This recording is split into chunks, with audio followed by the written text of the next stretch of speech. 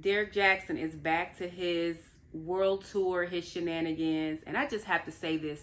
Ladies, if after you see this series of interviews that he has done on the Dear Wifey podcast, if y'all still follow this man, y'all are more of some fools than I thought that you ever were. Because I know some of you are still following him after he was exposed epically in 2021. I believe it was 2021 when Tasha K exposed everything about his life and his lifestyle. We know he's a fraud. We know that everything that he has ever talked about in the relationship space, the relationship coaching space, has been all a lie. We know that his whole MO in that space was to pretty much use the downing of men and the vulnerability of particularly Black women in order to make some money when he was living a lie. So remember, he was exposed terribly for all of his side chicks, his cheating. We didn't even know he had a wife. And then all the shenanigans with him and Danae that came out. And then fast forward to a few months ago, Derrick Jaxn, which is his estranged wife, whom he is now in the midst of divorce with, she did that interview with the Dear Wifey podcast as well, which I'm indifferent with how I feel about the Dear Wifey podcast, but that's a whole nother episode or a whole nother video that I'll do on that, because I don't know how I feel about him. He seems like a very God-fearing man, but I don't like him using the word to exploit people. Anyway, neither here nor there. She did that interview on the Dear Wifey podcast, and she further solidified the fact that she is cuckoo. Like, that woman is out of her mind. And I feel like after that, she also kind of jumped on the bandwagon and started having like relationship coaching sessions for like $6,000, some wild stuff. Like, who would ever take a relationship coaching class with Derrick Jaxn? Like, but you know, the sad thing is some women are actually going to do that. So fast forward to today and yesterday. Derrick Jaxn, who is the renowned and infamous and shameful relationship coach who was giving all of y'all ladies this coaching advice and was living a whole trash life in private, he has sat down for a 2-part interview with the Dear Wifey podcast. I subjected myself to watching both interviews, and the reason, I'm gonna tell you guys something. When I went into this, I said, you know what, because I don't see it for Derrick Jaxn. Prior, there's certain points where I would listen to him like years back, and he would drop gems. I'm not going to discount that he would drop gems, but there was just a certain aspect of him that was not he just came off fake to me a little bit, and I felt like he was so adamant about dogging out men. And I don't trust relationship coaches that are very, very hard on one sex versus the other, because whereas, you know, traditionally there are stereotypes about both men and women. Men and women cheat, men and women do things that are wrong. So I felt like it was too much of pandering to women. It was just like, it wasn't genuine. So, you know, that's just kind of my history of how I feel about Derrick Jaxn. I've just never really seen it for him. So I actually wasn't that surprised when all of this came out, because he looks like a playboy, and I don't want to like generalize, but he looks like that.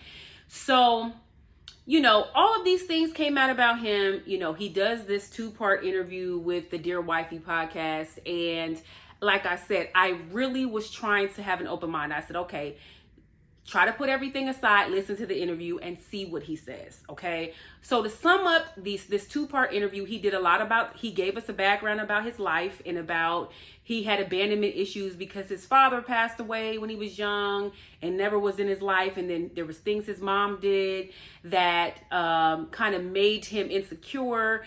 And, you know, he talked about his childhood. He talked about how he and Danae met and the different, you know, trials and tribulations that they had in the relationship. All that's fine and good, right? I don't like the blaming. I don't like the victim blaming. I don't like and he said this in so many words. He didn't say this verbatim, but he pretty much, the tone of what he was saying, the verbiage that he was saying was, I did all this F stuff, this F boy stuff, because these things happened to me in my life. And once we become adults and we mature, you quickly realize that the different, trials and tribulations that you went through in your life are not excuses for you to treat people terribly. You can't say I did all this, so that's why I robbed the bank. Or this is why, I, slept around and gave people diseases because I have abandonment issues. You can't do that. You cannot justify it in that manner. And that is exactly what he was doing in both of these interviews, which I didn't like.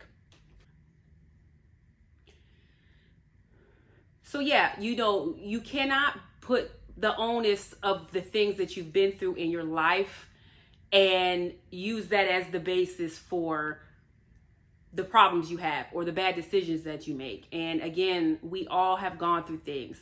And if that is the case, we all could do that. We all have terrible things that have happened to us, but we have to overcome. And that's not an excuse to treat people bad. And that was the general tone of the interview and of the conversation that he had. I mean, he literally pretty much blamed Danae and the issues that she had, with being sexually abused. The fact that, there was times where he felt abandoned by her, et cetera, et cetera, et cetera. He kind of laid out the laundry list and kind of was like, well, here's this on a platter for why I was a terrible boyfriend and husband. Like, that's pretty much what he was saying. And he did say a couple times, I'm the reason for the divorce. I'm the reason for this. I take responsibility. He kind of said that, but I mean, he blamed her for everything. And I'm not saying that Danae is innocent, because God knows she's off her rocker. That lady, I'm gonna try to be kind to her today. Two people in a relationship, both of you guys are gonna be at fault for certain things. However, Derrick, you are so trash. But let me just tell y'all the real thing that really, really triggered me.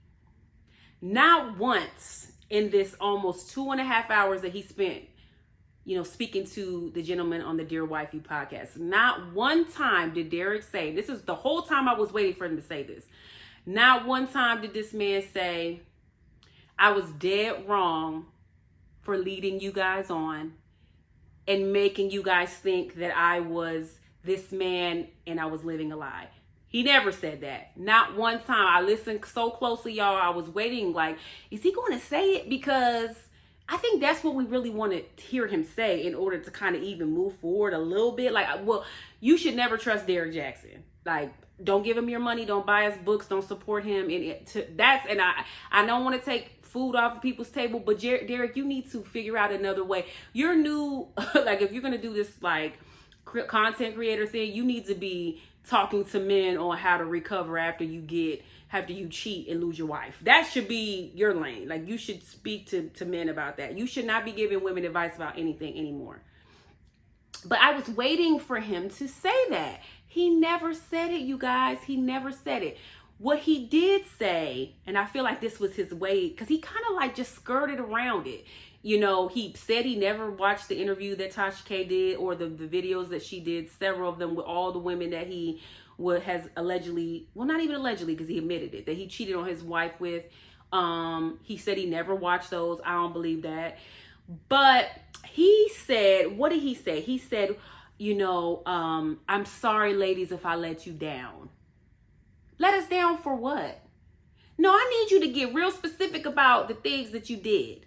I was a fraud for years, lying to y'all, putting men down, and I'm doing all the things that I'm telling you guys not to put up with. He never said that. Hello? He never took accountability for that. He never said that I should not have been making these videos, y'all. I was not qualified because I was not living in the truthfulness of what I'm telling you guys that you should tolerate, or the love that you should be receiving. I wasn't giving that to my wife. He never said that. And I think that that's what we want to hear. We want to hear Derrick say, I was trash and I had no business trying to promote this brand and, talk to you guys about the things that you should be accepting and not accepting, and all of these things when I wasn't living that. That's what I wanted to hear him say. He never said it. All this other fluff, it's great. He talked about how he was making millions in his 20s. That's great. Great, Derrick. That even makes me more frustrated because all you were worried about was the money. And he even said at one point, he said that Danae was like not even surprised when the stuff blew up. She was like, she told him it wasn't a matter of if, it was a matter of when. So it's like, Danae, you knew, you were kind of like an accomplice because you knew he was trash. And he said, like, towards the end of the marriage, she would, like, throw that in his face. Like, how you going to keep doing this and, making these videos? You don't feel a way about that? But he just never took accountability. And that's why I just can't rock with him. If he had really done that, this was his opportunity to say, you know what, y'all? I should have never been even making this type of content. I shouldn't have. And you guys deserved better than that. That's what we want, Derrick. We never got that from you. You never said it, and you probably won't ever say it. And he mentioned, all of these Instagram, these people who diagnose narcissism over Instagram.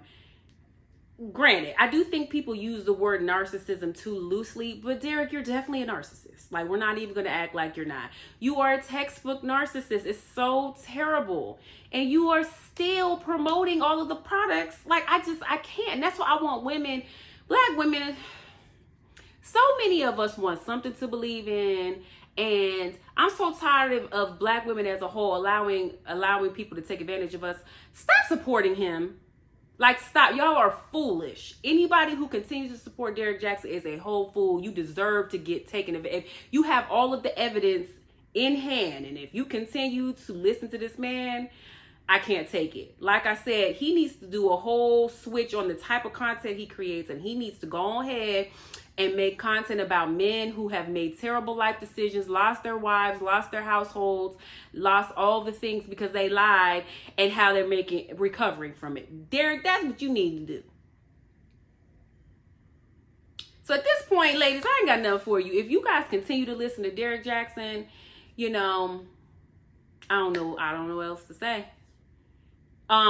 He wasn't as much as an a-hole and as like egotistical as he has come off in the past. In this interview, I will give him that. But I don't like the lack of accountability, because it's not just about Danae. Yeah, that's terrible. And that was his focus of like, his early childhood and things and their relationship and the way he treated her. And I get it. Like, I get it. Totally get it. But what about how you lied to all of the American people, Derrick? Like, that's the thing that you just never took accountability, and it's just disgusting. So I'm done. I'm not speaking about Derrick Jaxn anymore. This is it.